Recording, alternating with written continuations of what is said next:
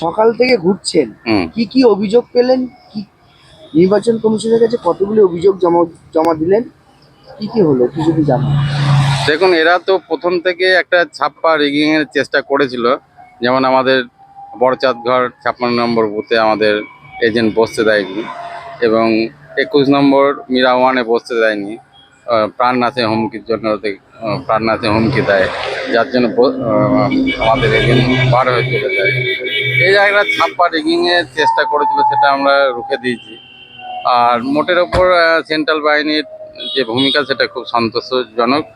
আমরা মোটামুটি একটা ভালো পরিবেশে ভোট হয়েছে। কত পার্সেন্ট পোলিং হলো এখন পর্যন্ত, কি খবর আছে? দেখুন, যে দুর্যোগপূর্ণ পরিবেশ আজকে ছিল, তার জন্য অনেকটাই আমাদের পোলিংটা কম হয়েছে। দেখা যাক জনার্দন কি হয়। আপনার ফুলবাগান এলাকায় যে ঘটনাটা ঘটেছে, নৌকা থেকে পড়ে গিয়ে মাঝি একজন মারা গেছে, মানে ডুবে গেছে, সে এলাকার ভোটাররা কি ভোট দিতে পেরেছেন এবারে এসে? দেখুন, ওরা তো ভোট দেওয়ার জন্য এসেছিলেন, কিন্তু এটা একটা আমাদের চক্রান্ত গন্ধ পাচ্ছি। কারণ হচ্ছে ওই নৌকায় আমাদের যে ভোটাররা ছিলেন, হঠাৎ করে একটা মাঝি পড়ে যায় এবং নিখোঁজ হয়ে যায়, যার জন্য আমরা এটাকে একটা সন্দেহজনকভাবেই দেখছি। এবং পরবর্তী ক্ষেত্রে আমরা ওই ভোটারদের আনার চেষ্টা করছি। আমাদের যে কর্মকর্তা আছেন ওখানে, ওরা পরবর্তী ক্ষেত্রে ওটাকে আনার চেষ্টা করা হয়েছে। কাউকে কি দায়ী করছেন আপনারা? দেখুন, এটা একটা সন্দেহজনক বিষয়। কেমন হলো সারাদিন ঘোরার পর, কি আপনার মনে হচ্ছে কেমন হতে পারে ভোট?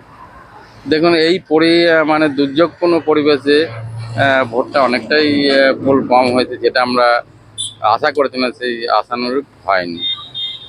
যেটার বিষয়ে কতটা আশাবাদী ভোট হয়? ভোটে ঘোরার পর কি বুঝতে পারছেন?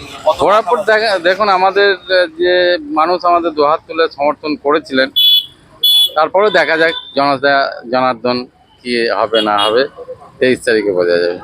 না, না, প্রার্থীর উদ্দেশ্যে কারণ এখন তো রাজনীতির যে ভোটাভুটির লড়াই ইতিমধ্যে শেষ হয়ে গেছে। লড়াই হবে এবং আমরা লড়াই করব, লড়াইয়ে থাকবো এবং জেতার আশাবাদী আমি। তৃণমূল প্রার্থীর উদ্দেশ্যে ব্যক্তিগতভাবে কিছু বলবেন? না, ব্যক্তিগত কোনো